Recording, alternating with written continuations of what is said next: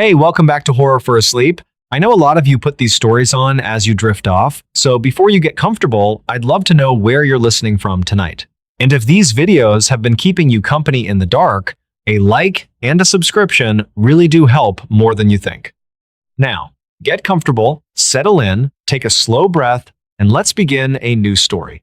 There are places in this country that do not announce themselves. They do not appear on tourist maps or in travel guides. They are not marked by roadside plaques or commemorative signs. They exist quietly, folded into the landscape the way old scars fold into skin, present, permanent, and largely ignored by those who have never had reason to look closely. Silver Gap is one of those places. And for those who have passed through it at the wrong hour on the wrong night, the memory of what they encountered there does not leave easily. Some say it does not leave at all. What follows is an account drawn from testimony, local records, and the kind of careful listening that small communities are rarely given credit for. The events described took place over a period of years in a rural stretch of southern West Virginia, where the railroad cuts between two creek valleys, and where the woods on one side of that cut have always felt, to those who pay attention to such things, just slightly different from the woods on the other. The town of Oak Hill sits at the edge of Fayette County in the southern coalfields of West Virginia, a place where the mountains are old enough to have forgotten their own names, and the hollows between them run deep and cold even in midsummer. It is the kind of town that has known better days. The storefronts on Main Street carry the quiet dignity of buildings that once served a purpose and now serve a memory. The churches are well attended. The high school football team earns its loyalty. People know each other, and they know each other's business, and on the whole, that is considered more comfort than burden. To the west of Oak Hill, the land folds and rises toward a ridge that separates the valley of Loop Creek from the valley of Paint Creek. It is rough country up there, not dramatic in the way of higher peaks, but persistent in its difficulty, a terrain that discourages casual exploration and rewards only those with a specific destination in mind. The Norfolk Southern Rail Line cuts through this ridge at a natural low point that locals have long called Silver Gap. The name appears in county records as far back as 1891, though the origin of the designation is not entirely clear. Some older residents have suggested it refers to the way winter fog collects in that particular notch of land, appearing from a distance as a pale shimmer between the dark tree lines. Others have offered different explanations, none of them satisfying, most of them trailing off into uncertainty. What is documented is this. On the Oak Hill side of Silver Gap, residential neighborhoods extend within reasonable walking distance of the tracks. Houses with porch lights, streets with names. Children who grow up knowing the sound of freight trains passing in the night, the way children in other places grow up knowing the sound of traffic or ocean waves. Collins School sits at the edge of this inhabited zone, and the neighborhoods clustered near Round Hill Road represent the outermost edge of what might be called the settled world in that particular direction. Beyond the gap, on the far side of the ridge, there is no one. State survey maps from 1984 confirm that the land on the western slope descending toward Paint Creek contains no permanent residential structures for a distance of at least 7 miles. There are old logging roads, several of which dead end into overgrown clearings that serve no obvious current purpose. There are the ruins of what may have been a company housing settlement from the early mining era, though local historians have been unable to agree on which company or which era. And there is the railroad, continuing westward in its straight, indifferent way, carrying coal and aggregate, and the occasional mixed freight through a corridor of trees that has seen very little human presence for decades. It was along this corridor that 3 young people found themselves one autumn evening further from home than they had intended to be. The details of that night come primarily from one of the 3, a young man who was, at the time, in his mid-teens. He has since grown into adulthood, and he offered his account with the measured, slightly reluctant quality of someone who has long since accepted that what he experienced will not be easily explained and has made a kind of peace with that fact. His companions from that evening have largely declined to speak on the record, though one of them, reached briefly by a researcher documenting local folklore in 2009, confirmed only that the night had been real and that she preferred not to revisit it. The 3 of them had set out in the early evening with no particular plan, as teenagers in small towns often do. The railroad tracks offered a familiar route, a straight, walkable path that connected the neighborhoods near Collins School to a stretch of open ground where young people sometimes gathered, away from the observation of parents and the interruption of household schedules. The tracks were not a secret, exactly, but they were also not a route that adults had much occasion to use. They belonged, in the informal geography of that community, to the young. The evening stretched longer than intended, as evenings do. By the time the three of them began making their way back toward Oak Hill, the light had faded to the particular quality that comes in the hour after true sunset, not complete darkness, but a blue-gray dimness in which shapes remain visible and distances become difficult to judge. There was enough ambient light to see the railbed, to pick out the pale stones along the ties, to navigate without stumbling, but not enough to see clearly into the tree line on either side. Dispatch logs from the Fayette County Communications Center show no unusual calls from the area that evening. The night was quiet. No reported accidents, no weather events, no reason for concern. The temperature had dropped into the low 50s, which is unremarkable for that time of year in those mountains. A light wind was noted by a weather station approximately 12 miles to the east, though local conditions in the gap itself are known to differ from regional readings. Given the way the terrain channels and concentrates airflow through that particular notch, the young man's account is consistent across multiple tellings. When they reached the place where the tracks pass through Silver Gap, where the ridge rises on both sides, and the tree line comes close to the ballast on the western edge, he became aware of something in the woods above the track on the right-hand side. He described it, in his original account and in subsequent conversations, as a gray form, approximately the height of a person, standing still among the trees on the bank above the railbed. He was careful, even years later, about what he claimed. He did not say it was a person. He said it was the height and approximate shape of a person standing upright in a place where a person standing upright had no obvious reason to be. It was, he acknowledged, the kind of thing that might have been fog. The gap is known to collect ground-level mist in certain atmospheric conditions.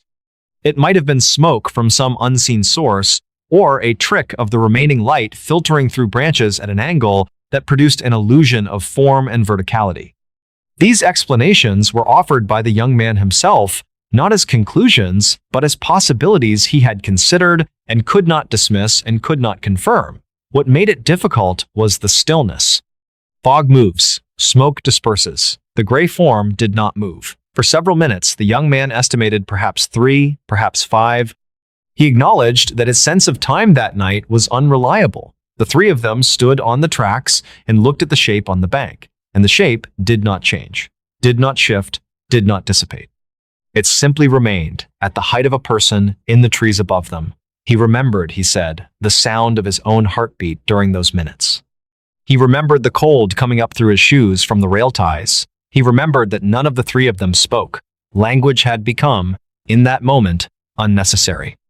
What needed to be communicated between them was communicated without words, in the shared language of people who have seen the same thing and reached the same uncertain conclusion. Eventually, they moved. There was no plan, no decision made aloud. There was simply a moment when remaining still became less possible than moving forward, and they began to walk, past the form, past the bank where it stood. Past the place in the tree line from which it had not moved, they were perhaps 20 yards beyond it when it came down. That is the only way the young man has ever described it. Not that it walked, not that it descended, that it came down, from the bank to the tracks. The movement, as he experienced it in peripheral vision, and then in the rapid backward glance that followed, was not the movement of a person navigating a slope. It did not pick its way down. It did not slip or stumble. It arrived on the tracks the way a stone arrives at the bottom of a drop, suddenly present in a new position. The intermediate steps, either absent or too fast to register, they ran a short distance, then stopped and looked back. Because the impulse to look back was stronger than the impulse to keep running, and because some part of all three of them needed to know whether the thing was following. It was standing on the tracks, in the place where they had just been. And it was, the young man said, simply standing, not advancing, not retreating, standing the way something stands when it is watching, when it is taking stock, when it is in no particular hurry. Then, slowly, it began to move away from them. Back in the direction from which they had come westward, deeper into the gap, away from the lights of Oak Hill and toward the long, empty miles of the Paint Creek Valley, it moved along the tracks. It grew smaller in the dimness, and then it was gone, swallowed by the darkness at the far end of the gap where the rail line curves slightly and the tree line closes in on both sides. There was a pause. A silence that felt, the young man said, like held breath not his own, but the silence itself, as though the hollow and the trees and the dark between them were all waiting for something. And then came the sound. He has described it multiple times in multiple settings, and his description has never varied in its essential quality. It was the sound of a man crying out in horror. Not pain, he has always been careful to say, not injury, horror. The distinction matters to him, and he has insisted on it each time. There is a sound a person makes when they are hurt, and there is a sound a person makes when they see something that undoes them, and these are not the same sound. What came out of the dark at the western end of Silver Gap was the latter. After that, they ran, all the way back, without stopping, without looking back again, without speaking, until the lights near Round Hill Road came into view and the familiar geometry of streets and houses reassembled itself around them, and they were, once again, in the world they recognized. Investigators never confirmed any incident at Silver Gap on the night in question. The Fayette County Sheriff's Office has no record of a report filed by the three young people or their families. This is not surprising. In rural communities, particularly those in which the railroad corridor carries an informal status as outside the usual zones of adult supervision, unusual experiences along the tracks are rarely reported through official channels. The expectation of being believed is low. The expectation of consequence is high. What is perhaps more notable is that this was not the only account associated with that particular stretch of track. Archived notes from a regional folklore collection compiled in the Exet Taco 1 early 1990s include a brief reference to Silver Gap in the context of what the collector described as persistent local avoidance. The notation is elliptical. As such, notations often are, but it records an interview with an unnamed elderly resident of Oak Hill who stated that people had always known not to walk the gap at night and that this knowledge predated any specific incident she was aware of. It was, she said, simply understood. The way certain pools in a river are understood to be deep without anyone having to measure them. A separate account, collected informally by a local historian in 2003 and preserved in a personal archive that was later donated to the Fayette County Library System, describes an experience from approximately 15 years prior to that collection date, placing it in the late 1980s. The account comes from a man who worked at the time as a track inspector for the rail line, whose responsibilities included walking sections of the corridor on a rotating schedule to check for damage to the ties, the rails, and the ballast following heavy rain or reported vibration anomalies. He was, by training and by temperament, a practical man. His account is short and given, according to the historian's notes, with the obvious reluctance of someone who has never quite decided whether to believe his own memory. He had been walking the Silver Gap section on a morning in early November, he said.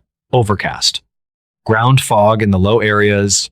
He was alone, as he often was, moving westward through the gap on his inspection route. About midway through the cut, at the point where the bank on the right side rises most steeply before leveling off into the ridge, he became aware that someone was watching him from the trees. He did not see anyone. He did not hear anyone. He simply became aware. He described it as the sensation of a gaze specific, directed, sustained. He stopped walking. He looked at the bank. He saw nothing. The fog was low and the light was flat, and the trees were simply trees. He stood there for what he estimated as several minutes. The sensation did not diminish. If anything, it intensified. He described a quality to it that he found difficult to articulate, not threatening, precisely, but absolute, total. The feeling of being seen by something that was seeing him completely, in a way that ordinary observation does not approach. He said it was the most uncomfortable he had ever felt in his body while nothing was visibly happening. Eventually, he continued on his route, he completed his inspection, he filed his report. He marked nothing unusual in the official log. State records from the rail company's internal safety documentation for that period are no longer publicly available, having been transferred to a regional archive following a corporate reorganization in 2001. Attempts to access individual inspection reports from the late 1980s through formal records requests have been met with notifications that the relevant files were damaged during the transfer and are not retrievable in their possible original form. There is one more account that bears mention, though it is the most fragmentary and the least verifiable. It was shared not in any formal collection context, but in conversation specifically, in the kind of conversation that happens late at night in small towns when people who have lived in a place long enough to know its silences begin to speak to one another about things they do not ordinarily discuss.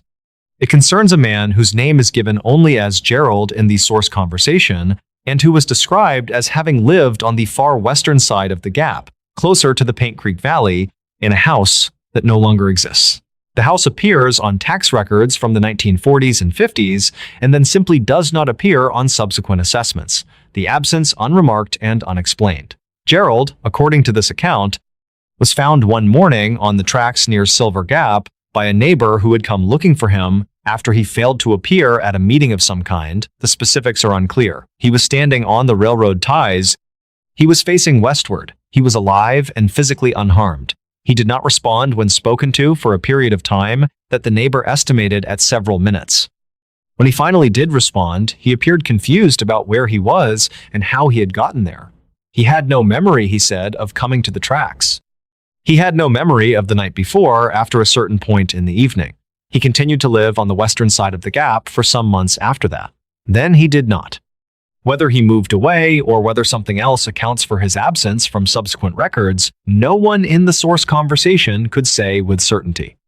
His name does not appear in Fayette County records after 1957. It would be easy, and perhaps natural, to draw lines between these accounts, to suggest that they describe the same thing encountered by different people across different decades, to propose that Silver Gap harbors something, some presence, some residue, some quality of place that acts upon human beings in particular ways at particular hours. That suggestion is available.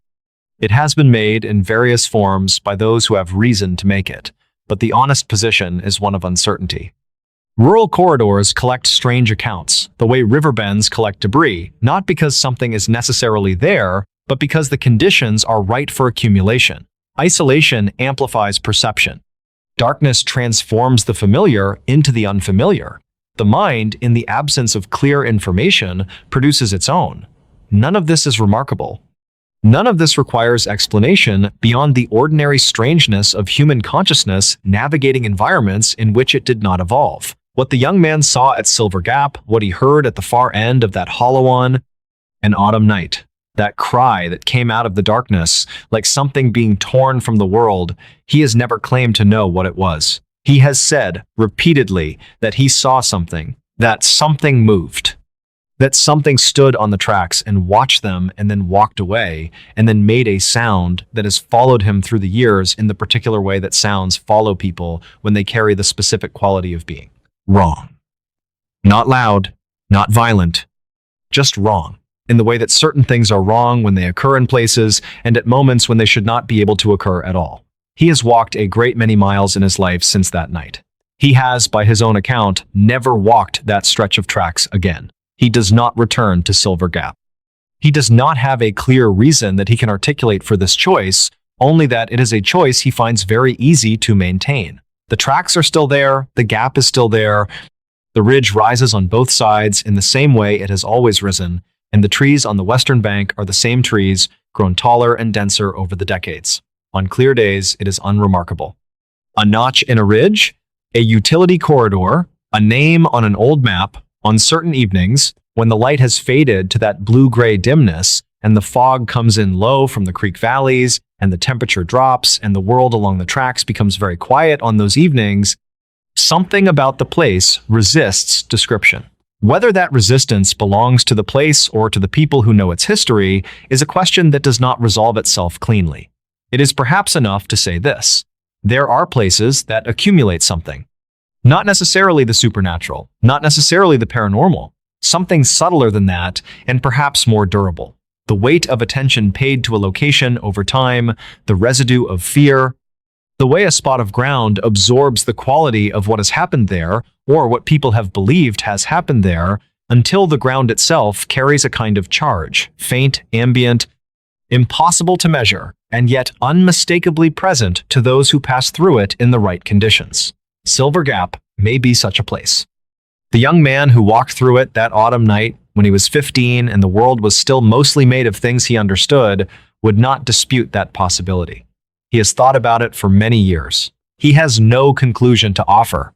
He has only the memory of a gray form standing at the height of a person in the trees above the tracks, and the sound that came after, and the long run home through the dark toward the lights he could see distantly over Round Hill Road.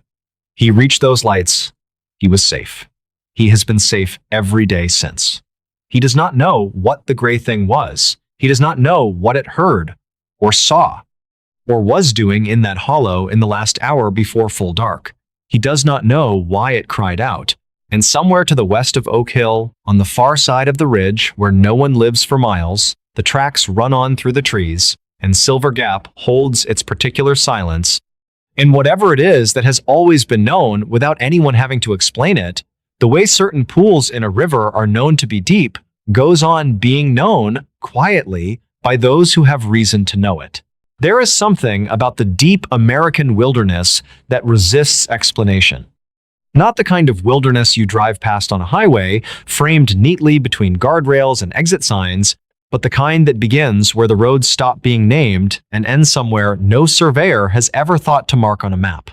The kind of wilderness that, when you stand at its edge at dusk and peer into it, gives you the distinct and involuntary sensation that something inside is peering back. This is a story about two brothers. It is also a story about a piece of land in the rural interior of the American Southwest that locals have been quietly afraid of for longer than most of them can say. It is a story that, depending on who you ask, is either a tragedy rooted in grief and misfortune or something considerably harder to categorize.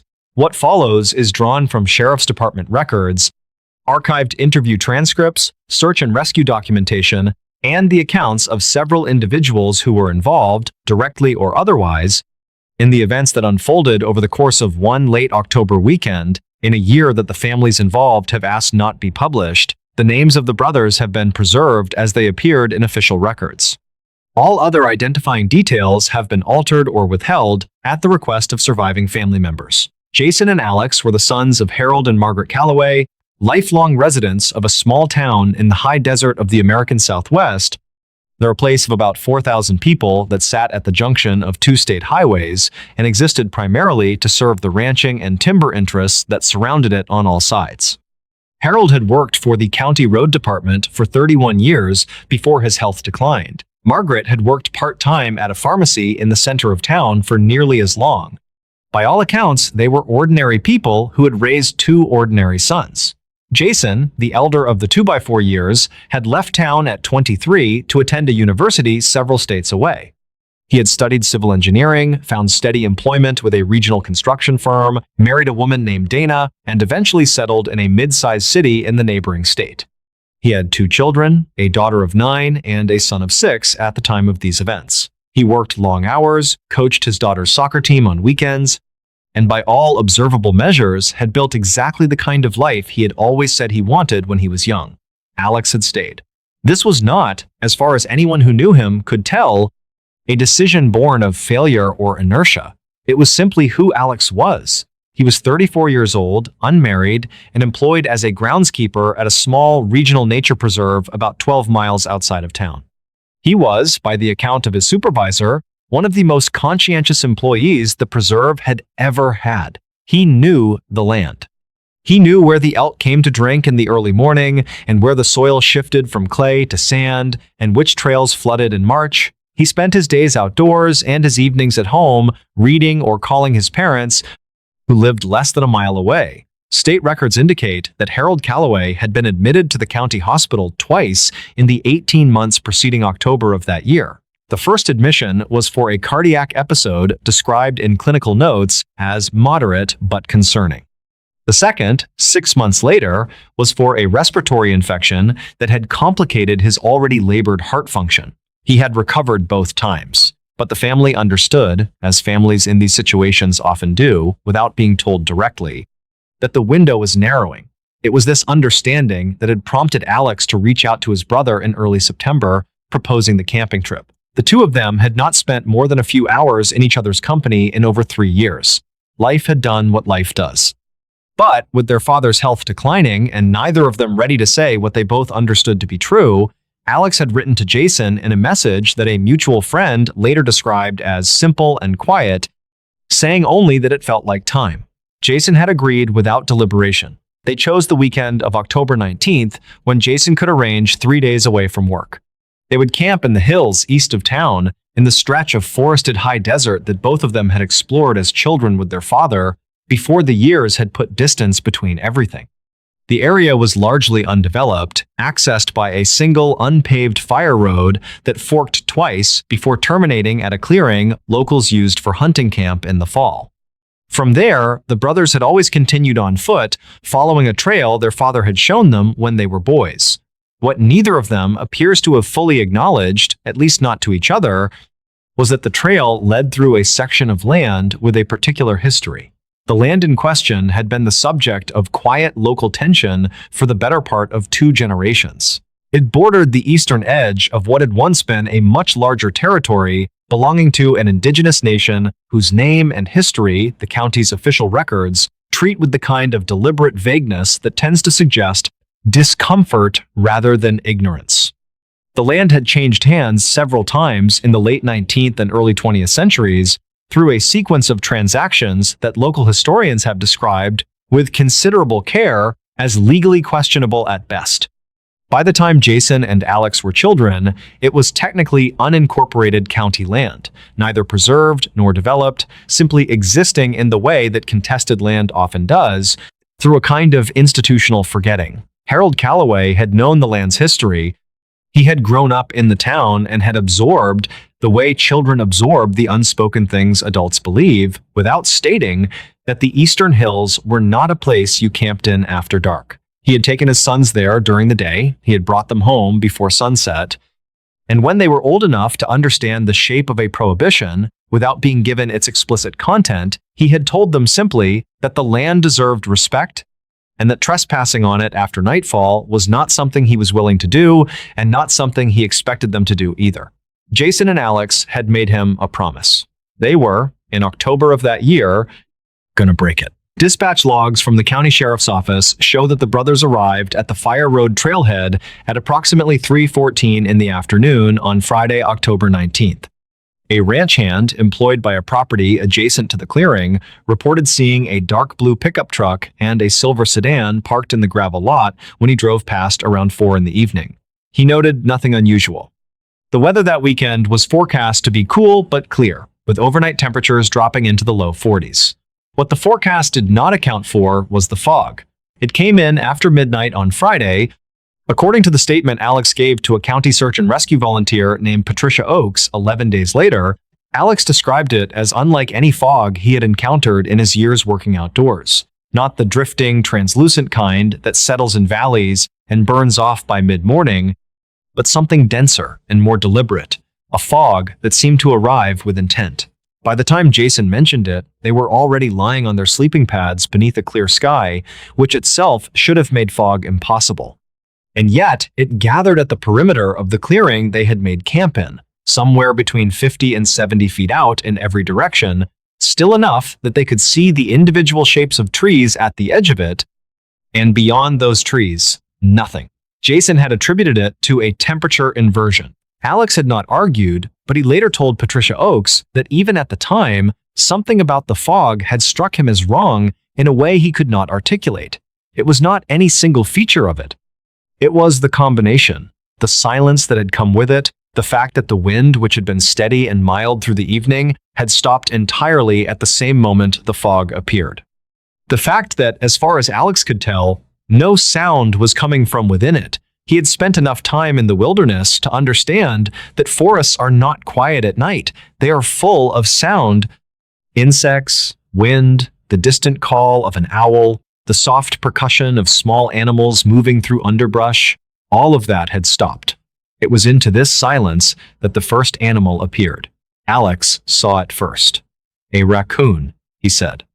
It came from the direction of the fog and stopped at the far edge of the firelight, perhaps 15 feet away. He pointed it out to Jason, and they both watched it. The raccoon did not behave the way raccoons behave. It did not forage, it did not look at the food bag, it stood still and looked at them. The brothers made small movements, the kind that typically sends small animals retreating immediately, and the raccoon did not move. It remained for several minutes before departing back in the direction of the fog. The deer came next, then something that Alex described as possibly a fox, though he admitted he could not be certain in the dark. Then a bird, a large one, which settled in a branch directly above their camp and sat motionless for so long that Alex eventually stopped looking at it. Each of these animals shared the same characteristic stillness. Each of them looked at the brothers with what Alex repeatedly described in his statement and in later conversations as attention, focused, patient, and entirely unnatural attention. Investigators never confirmed whether the sequence of animal appearances was as Alex described. There is no physical evidence to support or contradict his account. What is documented is what came last: the gray wolf. The wolf entered the camp slowly and without the kind of body language that wildlife officials associate with aggression. It did not bare its teeth, it did not growl, it walked toward the brothers at a steady pace and stopped when it was approximately 5 feet from where they sat. Alex, in his statement to Patricia Oakes, described the experience of being looked at by the wolf as something qualitatively different from any animal encounter he had had in his years working outdoors. He used the word recognition. He said the wolf looked at them the way a person looks at someone they know from a long time ago and are deciding whether or not to acknowledge. And then, according to Alex, it stood up. What Alex described in the minutes that followed was, by his own admission, something he has never been able to fully translate into language. He said the wolf stood onto its hind legs. He said the shape of it began to change. He said the sound it made was not the sound of an animal, but something that his body registered before his mind did, a sound that moved through him rather than reaching him from outside. He said Jason grabbed his arm. He said neither of them could speak or move for a period of time he estimated at between 30 seconds and 2 minutes. He said the thing that stood before them at the end of that period was shaped like a man. The man, as Alex described him, was perhaps in his 60s or 70s. He was not large. He wore clothing that Alex described as old and dark. Clothing that looked, he said, like it had been worn continuously for a very long time. His eyes were light, almost yellow in the firelight. The man said something. Alex reported 2 things the man said with certainty. The first was short, something to the effect of an assertion about the land. The second was a laugh. The laugh, Alex said, lasted for a long time and changed while it was happening. He struggled in his statement to explain precisely what he meant by this, and Patricia Oakes, in her notes on the interview, wrote simply, "Subject becomes visibly distressed when asked to clarify." She did not press further. What followed was a period of movement through the forest that Alex could only describe as something between running and dreaming. He said they were aware of being kept from the direction of their vehicles. He said that several times the shape of the man appeared ahead of them rather than behind, which should have been impossible. He said that the sounds coming from within the fog were not sounds he could identify. He said that at some point he was no longer certain which direction they were moving in or how much time had passed. The cabin was not on any map Alex had ever seen of the area. He was familiar with the terrain. He had worked the surrounding preserve land for years. He said he had never known of a structure in that part of the forest. Archive notes from a county land survey conducted in the 1950s reference a small structure described as a hunting outpost at the eastern margin of what was then classified as undeveloped territory. The survey noted the structure was abandoned and in poor condition. No subsequent survey appears to have followed up on this entry. The brothers entered the cabin. Alex's account of what they found inside is not reproduced in full in the official search and rescue documentation. Patricia Oakes noted in her report that she made a determination, based on the condition of the subject and the nature of his disclosures, to record only the general outline of his account and to refer detailed transcription to the County Mental Health Services Coordinator, which she did. What is summarized in the report is this. The interior of the cabin contained the remains of a significant number of animals. There were also, in one of the back rooms, remains that the subject believed to be human. The subject was not able to confirm the number. He reported being in a state of significant psychological distress at the time of entering the room. The man entered the cabin behind them. Alex has never given a full account of what happened after that. He has spoken in fragments to Patricia Oakes, to a mental health counselor, and to one journalist whose account was never published at the family's request. The fragments are consistent with each other in their outlines and inconsistent in their details in the way that traumatic memory often is. He says he lost consciousness at some point. He says he does not know how much time passed. He says he woke outside in daylight near the fire road with no clear memory of how he had gotten there. Jason was not with him. Dispatch logs show that a call came in to the county sheriff's office at 6:42 in the morning on Sunday, October 21st, from a gas station on the highway 8 miles from the Fire Road trailhead. The caller identified himself as Alex Calloway and reported that his brother was missing. He was described by the dispatcher as quiet and coherent, but speaking in a very slow and careful way, as if he was concentrating very hard on each word. Responding deputies found him at the gas station, seated on the curb without shoes. His hands were lacerated. He was wearing only one article of outer clothing, despite overnight temperatures that had dropped to 38 degrees. He was transported to the county hospital. The search for Jason Calloway began that afternoon and continued for 6 days, involving county search and rescue, state park rangers, and eventually a volunteer group from a neighboring county. They searched the hill country east of town systematically. They found the brothers' camp on the second day. They found the fire ring, the sleeping equipment, and Jason's pack. They did not find the cabin Alex had described. They did not find Jason. On the 5th day of the search, a tracker with the volunteer group reported finding a set of footprints at the eastern edge of the search perimeter that he could not account for. He described them in a written note to the search coordinator as belonging to a large barefoot individual. The prints led east, deeper into the hills, and ended without explanation in a shallow dry wash. No further prints were found.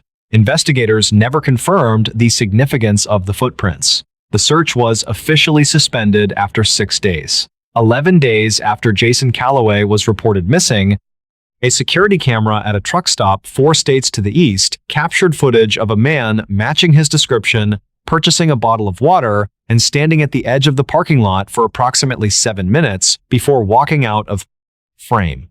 The footage was forwarded to the county sheriff's department and reviewed by Jason's wife Dana, who stated that she believed the man in the footage was her husband, but could not be certain. She noted that his posture was different. She said she could not define the difference precisely, but that something about the way he was standing did not match the way he had stood before.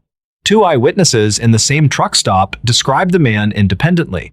Both mentioned his smile. One described it as wide and pleasant. The other, a woman who had been eating at the diner counter when the man passed the window, said it was the kind of smile that made her feel as if something was wrong, though she was unable to explain why. Jason Calloway was never located. Alex Calloway returned to work at the nature preserve 4 months later. His supervisor noted in a brief internal memo that he seemed well and continued to perform his duties with the same care he always had. However, she also noted in a handwritten addition to the memo that she told no one about for several years that there was one difference she could not fully explain. Alex had always had an easy and unremarkable relationship with the animals at the preserve, the kind that develops naturally in someone who spends years working quietly in the same landscape. After his return, animals in the preserve avoided him, not aggressively, not obviously. Simply in the way that animals sometimes avoid a place or a presence without explanation, calmly and consistently, and without apparent cause. Harold Calloway died the following spring, never having been told the full account of what had happened to his sons in the Eastern Hills. He died believing, as his wife had gently allowed him to believe, that Jason had simply gone somewhere for reasons that were not yet understood and might return when he was ready.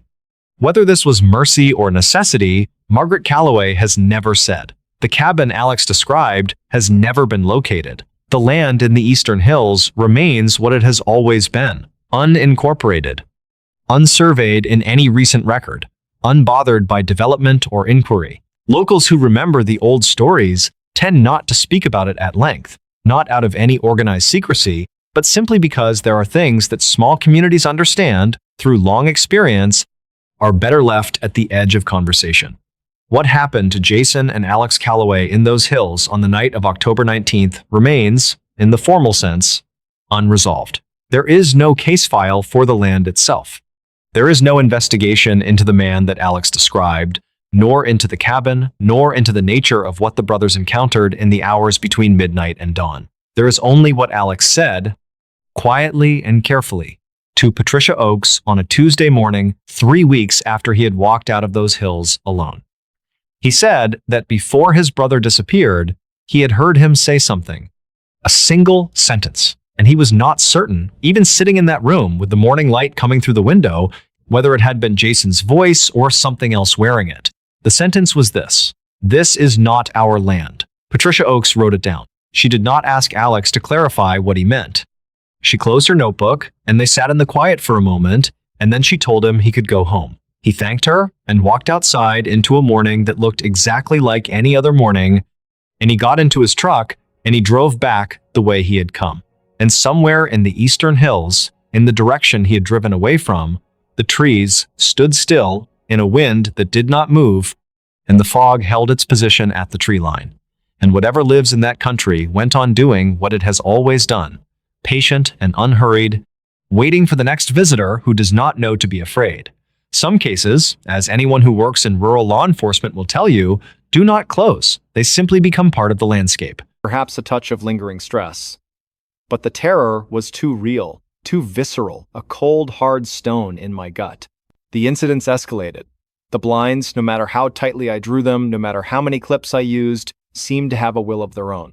I'd wake at 12 a.m. to find them subtly shifted, a new gap appearing, just large enough for a sliver of the outside to creep in. Sometimes it was a tiny crack at the top, like an eyelid opening. Other times, a wider opening near the middle, perfectly framing a section of the dark park below or a distant building. Each time, I'd reseal them with trembling hands, my dread growing exponentially, feeding on my dwindling sense of security. Then came the tapping. Faint at first, a soft, insistent tap-tap-tap against the window pane right at the level of my bed, just beyond the glass. It was rhythmic, almost playful, yet utterly terrifying in its implication. It only occurred after 12 a.m., once I was fully awake and staring at the clock, my heart racing. If I moved, it stopped. If I closed my eyes, I could still feel the subtle vibration of it through the wall, through the very air, a ghostly percussion. It knew, it absolutely knew I was awake, and it reveled in its knowledge. I started leaving the lights on, bright, harsh lights that chased away the shadows, but the tapping persisted, a silent defiance of the artificial glare, a high-pitched sound cutting through the electric hum. I'd try to drown it out with music, loud, pulsating beats, but the sound seemed to cut through everything, a high-frequency intrusion into my sanity, a tiny pinprick through the fabric of my reality. My sleep became almost non-existent. My days were a blur of fatigue and anxiety, punctuated by the growing dread of midnight's approach, a countdown to another terrifying encounter. My work began to suffer. My designs lacked inspiration. My focus was shattered. My friends noticed. "Emily, you look terrible," my best friend Sarah said over coffee, her eyes filled with genuine concern. "What's going on?" "You're never like this."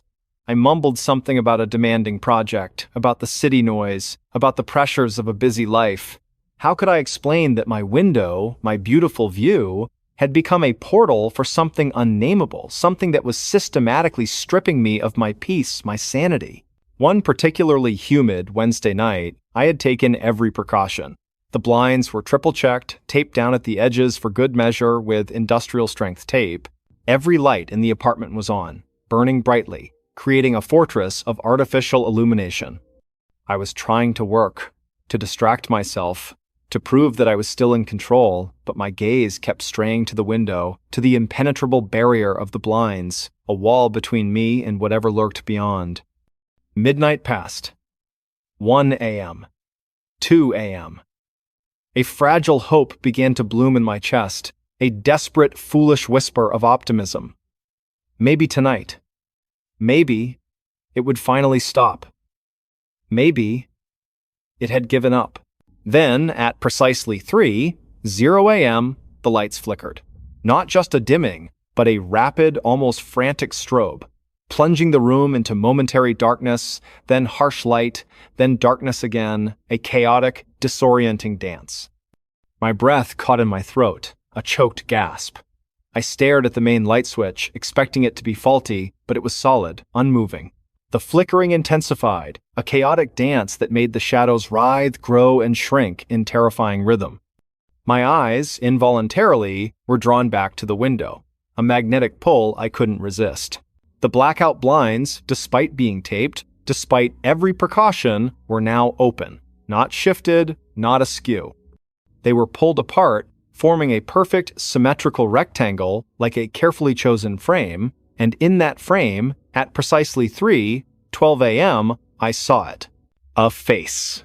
It was pale, almost translucent, luminous against the profound darkness of the park, an impossible beacon of horror. It was elongated, impossibly thin, with hollow, sunken cheeks and a jawline that seemed to stretch unnaturally, dislocated from any human form. The skin was smooth, featureless, like old porcelain, or perhaps the surface of an ancient petrified egg, but for two enormous, perfectly round black eyes that absorbed all light, all hope, all joy. They were unblinking, unfeeling, ancient, an abyss of indifference, and they were fixed directly on me, a gaze that pierced through my very being, stripping me bare. It wasn't outside. Not exactly. It was pressed against the glass, but not on it. It was within the glass, or perhaps the glass itself had become its medium, its terrifying canvas. Its features seemed to ripple and distort with the faint reflections of my brightly lit apartment, the harsh overhead glare illuminating its horrifying stillness, as if it were a part of the window, a terrible, living stain, a malignant growth. And then, as I stared, paralyzed by a terror that stole my very voice, freezing the scream in my throat, its mouth opened. It wasn't a human mouth. It was a perfect, seamless black circle, like a void, a bottomless pit of hunger, and from it, a faint, wet slurp echoed, a sound that seemed to come from inside my own skull, a sound of sickening, insatiable hunger, a sound that promised to consume. I screamed. A raw, guttural sound that tore from my throat, shattering the silence of the night, shattering my own sanity into a million irreparable pieces. I stumbled backward, tripping over my chair, sending it crashing to the floor with a deafening clatter. My eyes remained fixed on that face, that impossible, indifferent face, until my vision blurred with tears of terror, hot and stinging. It blinked slowly, once, its black eye expanding and contracting like a grotesque pupil. Then another wet slurp echoed as the features seemed to melt back into the glass, receding, dissolving, and the perfect rectangle of the blinds slowly, impossibly drawing themselves shut, sealing off the horror, but not the memory. I fled the apartment that night. I didn't pack. I didn't even grab my phone. I just ran. Down the 3 flights of stairs, out into the deserted street, my bare feet slapping against the cold pavement, my lungs burning, screaming for air. I didn't stop until I reached Sarah's apartment, bursting through her door, incoherent with terror, pointing wildly at my own reflection in her hallway mirror, as if the face had followed me there, as if it could emerge from any reflective surface. Now I live in a different city, hundreds of miles away, in a ground-floor apartment with no windows that face anything but a solid brick wall. I keep the blinds permanently drawn, heavy, opaque barriers that provide a semblance of security. And I have a pathological fear of glass, especially old reflective panes, avoiding storefronts, mirrors, anything that might offer a glimpse into the other side. I sleep with a dozen lights on, every single one blazing brightly, and I never ever turn them off, not even for a second. The sound of traffic, of sirens, of human voices, is a constant necessary balm, a cacophony that drowns out the quiet whispers of memory, the echoes of that terrible hour. But sometimes, when I'm alone, and the city finally quiets down to a low, distant drone, and the hands of the clock creep past midnight, I hear it. A faint, distant tap-tap-tap, no longer coming from a window, but seeming to emanate from the very air around me. A soft, wet slurp that makes me gag. and the chilling, undeniable sensation of a pale, unblinking face staring at me through the brick, through the drywall, through my very soul, waiting for the precise moment of 3:12 a.m. Because some things aren't meant to be seen, and some things, once they see you, never forget, never truly let go. Every night at 3:33 a.m., the same knock returned. The first time it happened, I was half asleep on a borrowed mattress in a bungalow on Ashbury Avenue, the kind of place you rent because it looks honest from the curb. Haddon, Ohio rolls up early, but the neighborhood still hums at night, freight on the river bridge, a dog testing its courage, the soft pulse of a distant train horn. My phone glowed 3:33 a.m. on the nightstand. The digit repetition snagged my attention. That's when the knock came. 3 taps, not loud, knuckles on hollow wood. From the front door, I held my breath like a kid hiding under a blanket. Another 3 taps, the same spacing, the same careful touch. I waited for a voice to follow. Wrong address. Sorry, car trouble, something human. The house gave me nothing. After a minute, the refrigerator kicked on and the AC exhaled, like the rooms had made a decision to ignore it. In the morning, I checked the porch. Dew on the rail, a menu from the pizza place wedged under the mat that hadn't been there the night before, no footprints. I told myself it had to be a drunk neighbor. Or the wind. Or a branch. I told myself a lot of things, because that's what you do when you don't want the simplest version, a stranger at your door at 3:33 a.m. Night 2, I double-locked the deadbolt and slid the chain. I moved the shoe rack and leaned a chair against the knob. At 3:33, the same 3 taps. The chair whispered an inch on the hardwood. Something in my spine did the same. I kept perfectly still. The knock didn't come again. Night 3. I decided to be brave. When 3:33 hit, I slid out of bed and walked to the door as quietly as the floorboards let me. My heart was too loud for the room. I pressed my eye to the peephole. The porch lamp was off. The streetlight across the way made the yard look like a stage no one had set. I cupped a hand, called out, "You okay?" Silence. I waited. Then, without thinking why, I knocked 3 times on my side of the door. Light. Exact. Just to prove there was nothing to be afraid of. The reply came from the other side.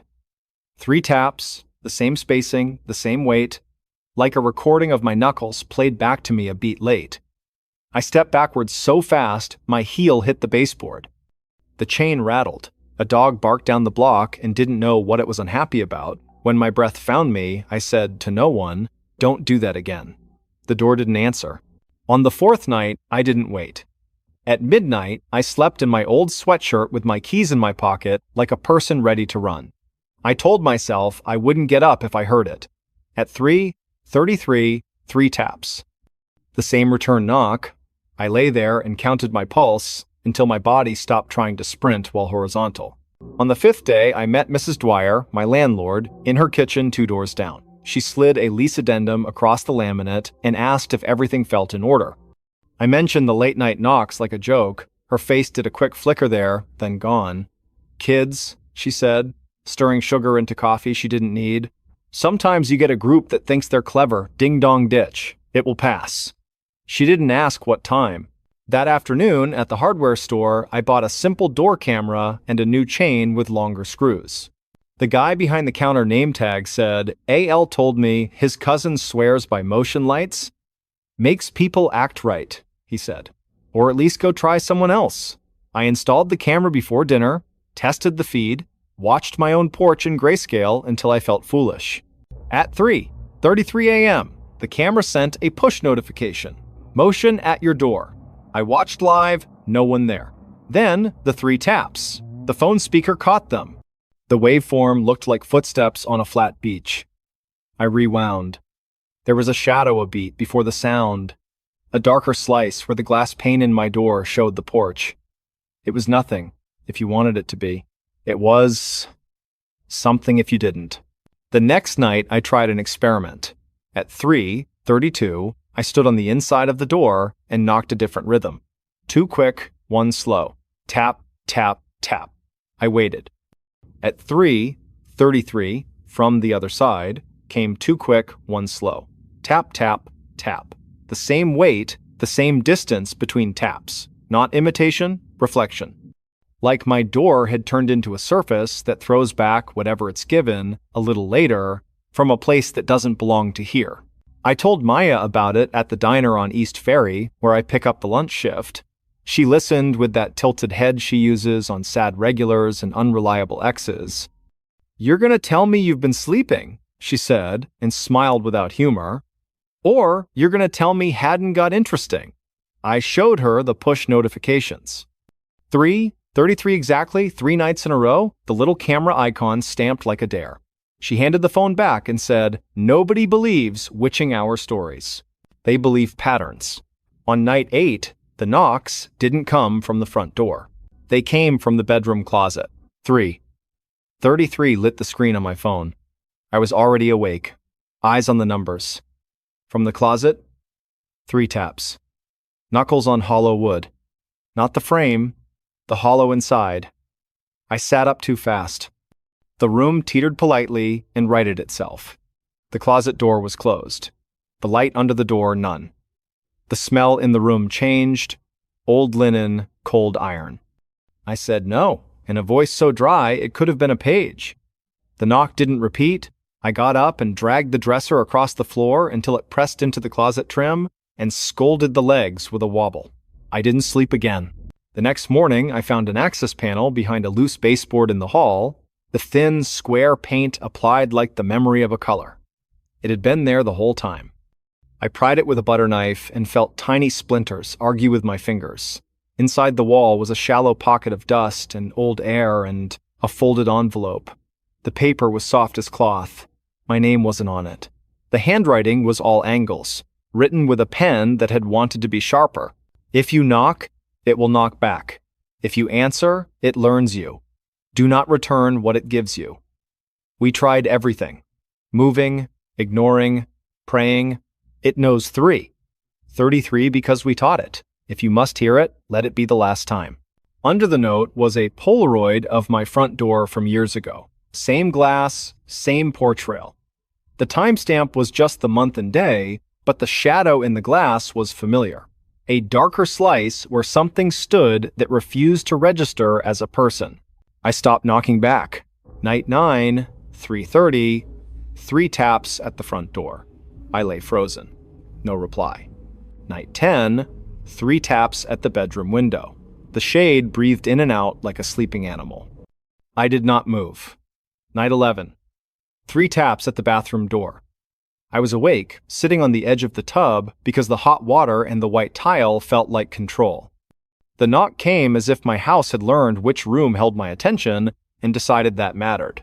I whispered, "You don't live here," and immediately felt ridiculous and immediately felt less alone.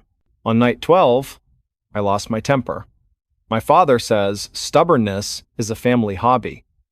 At 3:33, when the knocks came from the hall closet, 3 taps, precise like good punctuation, I opened the door. I don't have a better explanation than this. The dark inside seemed deeper than what a closet can hold. The air was colder by a degree you could feel on your teeth. I said, "I'm not playing with you," and shut it gently, firmly. The 3rd tap landed as the latch seated on my side. Like a hand had finished the gesture for me. My stomach did a small, slow roll. After that, the knocks spread. Not louder, not faster, just more patient. The kitchen wall by the table, the headboard, the floor near the bed. Always 3. Always 3:33. If I fell asleep on the couch, they came from the firebox. If I stayed up in the kitchen, the pantry door breathed and then remembered not to. I stopped telling people. When you talk about a thing, you feed the part of it that wants your mouth. Mrs. Dwyer texted me one afternoon asking if everything was still settled. The word choice made me feel like a lake. I wrote back, "All good," then typed, "Did the last tenant knock?" then deleted it. Later, in the yard, she mentioned a man named Holland who had lived there decades earlier. "He worked nights at the river plant," she said, tying up tomato vines with her bracelets chiming. Wrote notes to himself, the kind of man who keeps a schedule like a religion. After he passed, the house still felt timely. That makes sense? I said yes because I didn't know what else to do. I put down rugs, I added a second chain, I wedged felt between hinge and jamb so the doors would have to commit to moving. I told myself it was just a habit in the bones of a building, like light through old glass making rainbows you didn't ask for. I told myself a lot of things. On night 19 at 3:33, the porch camera finally saw a shape. Not a face, a gap. A place where the image failed briefly, person-shaped in front of the glass. The knocks came, soft on the inside of the door, as if the house had turned itself around when I wasn't looking. I watched live on my phone and felt the floor under my feet like a boat. Then, this is important, I did nothing. I didn't approach, I didn't speak, I let the minute roll over me like a small wave and die on the shore. The shape evaporated across the pixels. The knocks didn't stop after that, but they weakened. 3 soft taps, like a memory of knuckles. A week later, 2 taps. Then, silence. I slept 7 hours in a row and woke with tears in my eyes, embarrassed and grateful and angry that my body had played the role of courtroom witness for so long. On the first quiet night, at 3:33, the ice maker snapped and dropped cubes, and I laughed too hard for the hour. I told the empty room, "That's more like it." The room, in return, did nothing. It felt like a victory. There's an odd thing you don't expect. When the knocking stopped, I missed the certainty of it. Terror is terrible, but predictability gives you something to push against. In the new quiet, my mind tried to invent taps where there were none. I would hear a truck hit the seam on Ashbury, and my heart would sprint. I would tap the counter with my fingertip without meaning to, and hold my breath waiting for the reply that didn't come. Months later, on a storm night, thunder sat on the roof and rattled the dishes, and I woke 3:33 on the phone to 3 knocks. Not the door, not the walls, the headboard. Soft. Familiar, I put my palm flat on the wood and said, "I don't return knocks anymore." The 4th tap never came. I still live on Ashbury. The porch camera sends me motion alerts when a raccoon with too much confidence decides to argue with the trash lid. The Friday night crowd stumbles past around midnight when the bowling alley closes. I sleep with the door chained and the hallway light off. Sometimes I take out the envelope from the wall and read the note I didn't want to believe. Sometimes I imagine the man who wrote it sitting in the same kitchen chair, deciding which version of his life to feed. People ask if I ever figured it out. I don't tell them about the recording of my own knock coming back through a door that forgot what side it was. I say the house was settling. I say the camera was glitchy. I say I was tired. Those are all true in their way. This is also true, if you knock, something will decide that you owe it the knock back. If you answer, it learns you. If you stop, eventually, it goes looking for someone who still believes doors are just doors. And when the night leans on the porch rail and tests its weight at 3:33, I keep still, let it knock, let the minute pass, and let the house return to the business of being a place where a person can finally sleep. The face in the mirror moved before she did. The first time the face in the bathroom mirror moved before she did, it was 12:11 a.m. In a 3rd-floor walk-up over a thrift store on Maple and 6th, where delivery trucks made the sidewalk tremble before dawn and a soda machine coughed coins at odd hours, Evelyn Cross had left the light above the sink on low so the apartment wouldn't feel like an empty theater. She woke thirsty, padded in with the kind of steps you take in someone else's house, even when it's yours, and reached for the glass turned upside down by the faucet. In the mirror, Evelyn's reflection lifted her hand, and then Evelyn followed. It was small, a beat out of order, like a dubbed movie, with the sound just wrong enough to itch. She froze. The bulb hummed. The old fan in the window ticked twice. She tilted her head left and watched her reflection tilt first by a fraction, landing a breath before her. A joke, she told herself. Fatigue. The kind of trick your brain plays when it thinks it's smarter than your eyes. She waited, counted to 5, then shut the light and went back to bed. At 2:03, she was still awake, listening to the downstairs cooler humming in the thrift store and the freight train that stitched the south edge of town together, thinking about how odd it is when something familiar becomes slightly misfiled. Morning tried to make sense of things. It was rent day, and Mrs. Wynn from the thrift store was already outside, tapping a cigarette into a paper cup at 8:02. A woman who had chosen floral cardigans as a uniform and never looked back. Evelyn carried an envelope and a smile. "You getting settled?" Mrs. Wynn asked without looking up. "Bathroom light flickers? Third floor's got a mind of its own." "It's fine," Evelyn said, because the word fine is how you ask a room to behave without admitting you're asking. On the way back up, she paused by the display in the front window. Yesterday's haul had been arranged into an accidental altar. A varsity jacket that smelled like gym air, 3 porcelain birds, a stack of Reader's Digests that would never be read again, and a full-length mirror in a wooden frame with a thin nick like a healed scar along the left side. The price tag said $25 in green marker. She caught her reflection in it, crooked ponytail, dark circles, then the fluorescent inside buzzed, and her reflection looked at her a breath before she looked at it. She told herself she'd imagined it. She paid anyway. The guy from the back, Marcus, easy smile, forearms like he moved furniture for sport, carried it upstairs because the stairs were narrow and gravity, here felt like a suggestion. He propped it against the bedroom wall. "Found it in an estate lot," he said, dusting his hands. "House up on Miller Ridge. People with money and ugly wallpaper. You want me to anchor it?" "I'll manage," she said, because the need to be capable is a hard thing to put down. That night, she brushed her teeth, watching herself like a witness. The man, 56 p.m. The mirror paid attention. She lifted the toothbrush, the other hand lifted first. She shook her head. The reflection argued with a slight no before she could get hers out. When she leaned closer, her reflection didn't. It waited, and when she was almost close enough to fog the glass, the face in it smiled. Evelyn did not. She slept with the bathroom door shut and a towel under the crack, because that's what the body does when the brain is short on good ideas.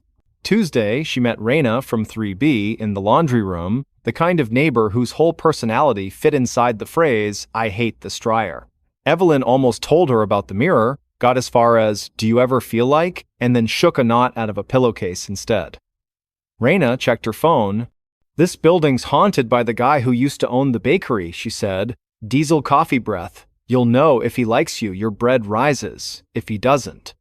She made a flat gesture with her palm. "My muffins died yesterday." Evelyn laughed, relieved to borrow someone else's story. She did not bake. She ate grocery store sushi over the sink and told herself she was too tired to be nervous. Wednesday at 12:28 a.m. The mirror found a new trick. She stood in the bathroom doorway, made a fist, and held still.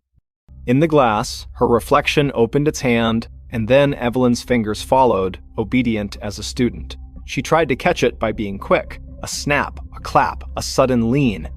The figure in the mirror anticipated each move by the smallest breath, an unsteady metronome that thought she wouldn't notice. She took a photo on her phone. The image looked normal, as if photographs were loyal and mirrors were not. She turned on the shower and watched steam climb the corners of the glass. When she wiped a circle with her palm, the reflection wiped clean a beat before she did. Then impossible letters formed in the fog from the mirror side, someone else's finger dragging through condensation with a slow deliberateness that made her stomach drop. "Don't turn off the light." She left the bathroom light on and did not sleep. Thursday, she pulled the mirror off the bedroom wall, turned it face down on a blanket, and went to work at the community clinic where she filed forms for people who never got a straight answer anywhere else. She told herself she was silly. She told herself she was fine. She told herself she would take the mirror back to the thrift store and get her 25 and buy groceries with it. After dinner, she propped it up again because something in her needed to see what it would do. At 1:17 a.m., sitting on the edge of the bed, she raised her right hand. The glass raised its right hand first.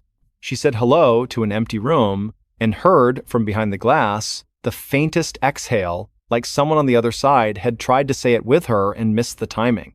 At 2, 3, the fluorescent in the bathroom buzzed and stuttered out. Darkness poured across the tiles. In the mirror, only in the mirror, the bathroom stayed lit. Her reflection stood under a light that didn't exist. Eyes wide, mouth shaping a word. Not help, not run. Something longer. Then the bulb flared back, and the image snapped into sync, like nothing had been caged behind the glass at all. Friday was delivery day at the thrift store. Evelyn went down to ask Mrs. Wynne where the estate came from, as if anyone ever gets an answer that makes them happy. That mirror? Mrs.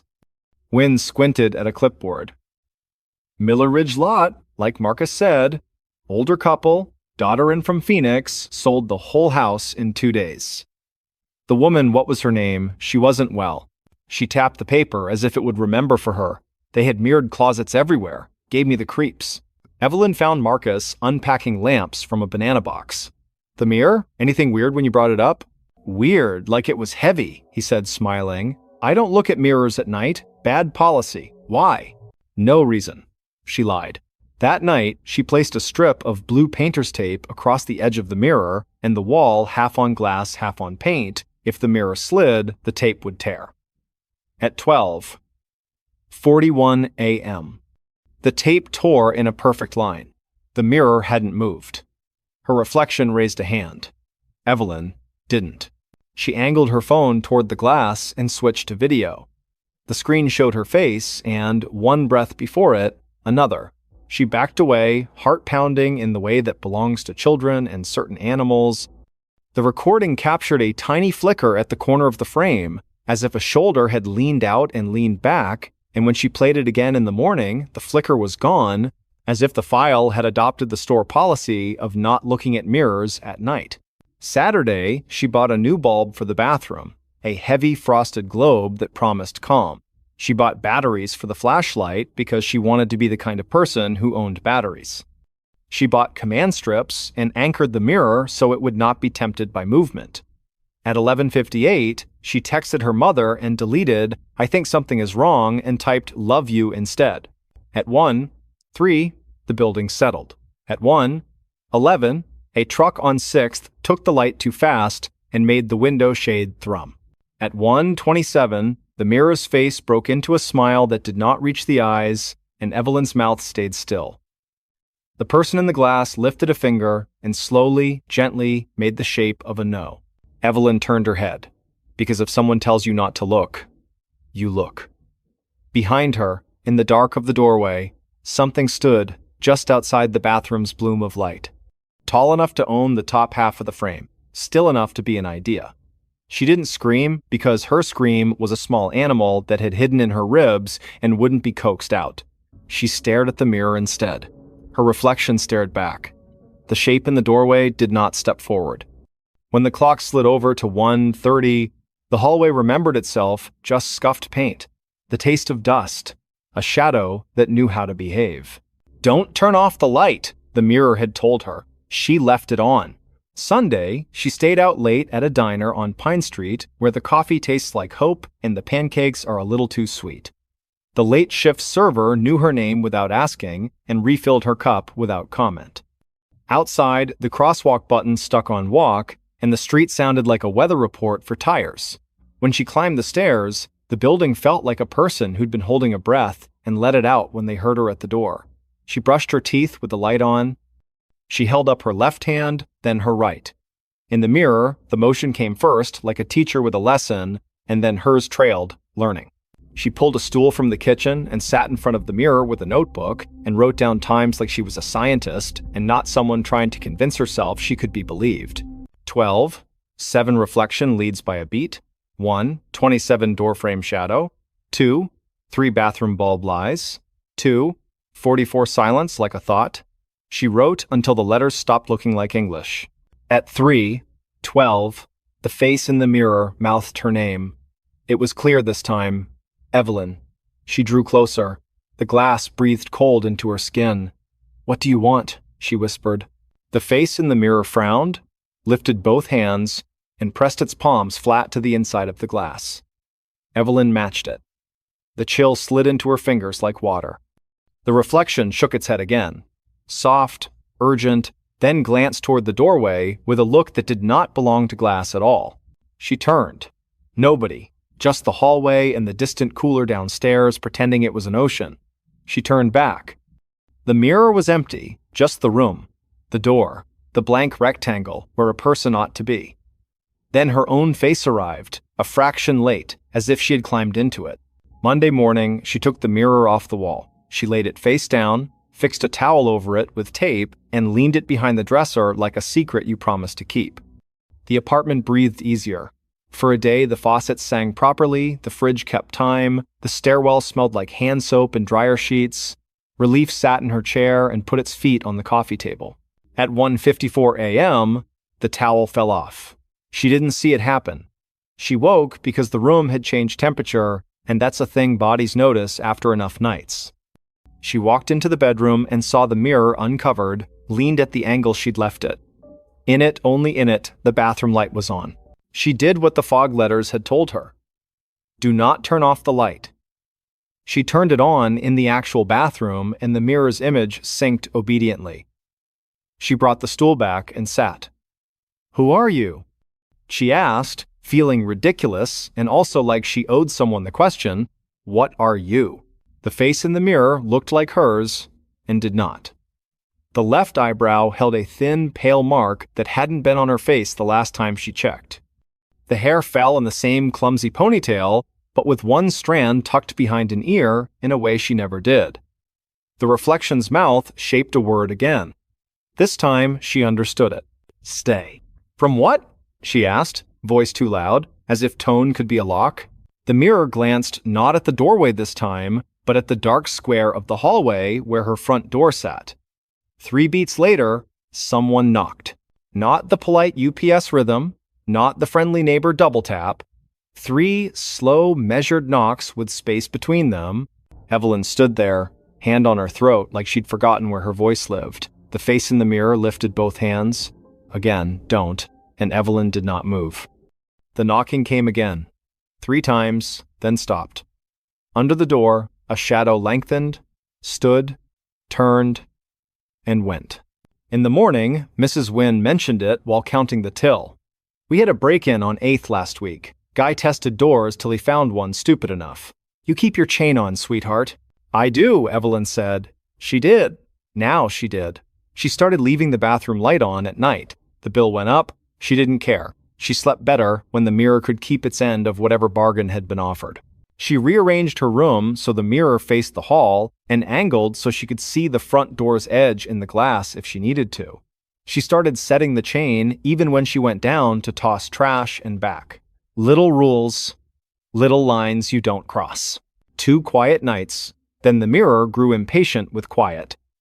At 12:23, the reflection lifted its hands and spelled something in the fog that wasn't there. She had to stand on tiptoe to see. Lock closet, it wrote, and when she opened the hall closet, the scent hit her wet wool, something metallic, a draft that had no business existing in a closet. She shut it. She pushed a chair under the handle. The chair vibrated once and stopped, like an idea someone had decided against. She hung a little brass bell from a nail above the frame, so the air would have to ask permission. By Thursday, Evelyn had almost forgiven the mirror for being what it was. She left the light on, set her phone on the dresser, and fell asleep at 10:41, like regular people in regular apartments. At 1:08, she woke to the sound of her name spoken by her own voice from the bathroom doorway. She looked at the mirror. The reflection looked back and did not move its mouth.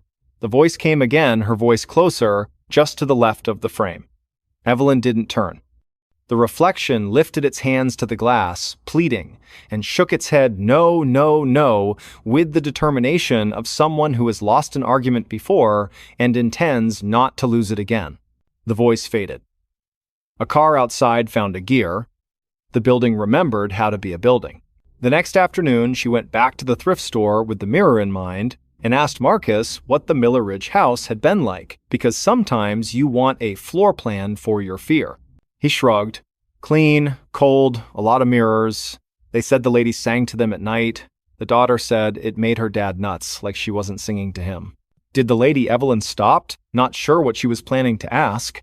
Did anything happen there? Nothing the papers wanted, Marcus said. That's the worst kind. On her way back upstairs, she detoured.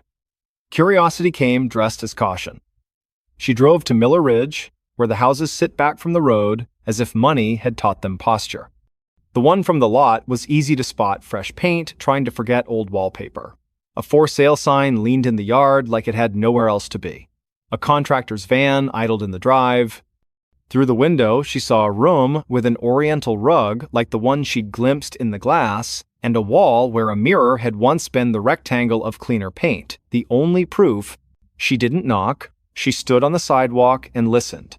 No singing, only a leaf blower somewhere behind the pines and the vague electric hum of places that have been emptied and are trying not to echo.